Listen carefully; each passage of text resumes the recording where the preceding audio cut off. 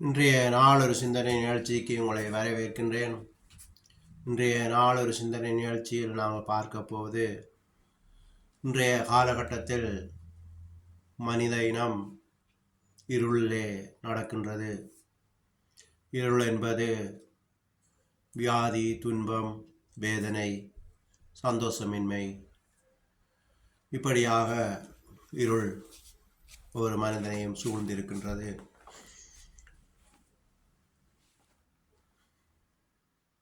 இவர்களுக்காக பைபிளில் இருந்து 2 வசனத்தை வாசித்து காட்டுகிறேன்.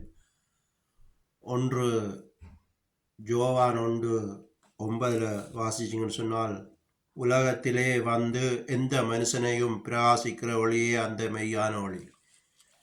இந்த ஒளிதான் இயேசு கிறிஸ்து. இவர் எங்களுக்குள் வரும்போது இருள் நீங்கி விடுகிறது. இருள் இருக்கிற இடத்துல வெளிச்சம் இருக்காது, வெளிச்சம் இருக்கிற இடத்துல இருள் இருக்காது. அப்போ இருளில் இருக்கிற நாங்கள் இந்த இயேசு கிறிஸ்துவை ஏற்றுக்கொள்ளும் போது, இயேசுவே உதவி செய்யும் என்று நாங்கள் கேட்கும்போது, அவர் வெளிச்சம் எங்களுக்குள் வந்து இருள் நீங்கி விடுகிறது. வெளிச்சம் எங்கள் குடும்பத்தை ஆளத் தொடங்கிவிடும். இதே மாதிரி ஏசாயா 9:2 வாசிச்சிங்கன்னு சொன்னால், இருளில் நடக்கிற சனங்கள் பெரிய வெளிச்சத்தை கண்டார்கள். மரண இருள் தேசத்தில் குடியிருக்கிறவர்கள் மேல் வெளிச்சம் பிரகாசித்தது. மரண இருளின் தேசத்தில் குடியிருக்கிறவர்கள் மேல் வெளிச்சம் பிரகாசித்தது. இதுவும் அவர்தான்.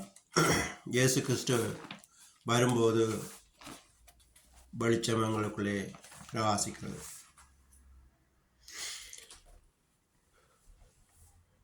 நீங்கள் வியாதியிலிருந்து விடுதலை பெற வேண்டும் என்றாலும்,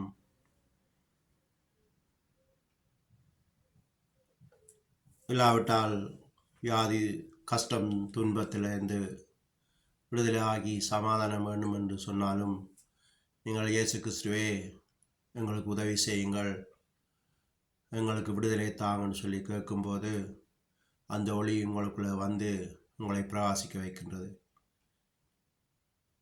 விசுவாசத்தோடு நாங்கள் அவரிடம் வேண்டுதல் செய்யும்போது அவர் எங்களை விடுதலை ஆக்குவார், சந்தோஷம், மகிழ்ச்சியை தருவார்.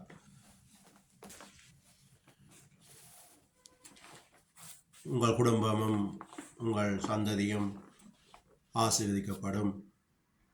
இப்போ உங்களுக்காக செபித்து இந்த நிகழ்ச்சியை முடித்துக் கொள்கிறேன். நன்றி ஏசப்பா, நன்றி. இன்று நாளுக்காக நன்றி. இயேசுவின் நாமத்தினால் செபிக்கிறேன். ஏசப்பா, இந்த வீடியோ பார்க்குற சனங்கள் இருளில் இருந்தால் அவர்கள் இந்த வீடியோ பார்க்குற நிமிஷத்துலேருந்து அவர்கள் வீட்டில் வெளிச்சம் பெறட்டும் அப்பா. நீங்கள் அவர்களோடு இருந்து அவர்கள் வியாதி, துன்பம், கஷ்டம் எல்லாவற்றையும் நீக்கி ஒரு சந்தோஷமான வாழ்க்கை, நானே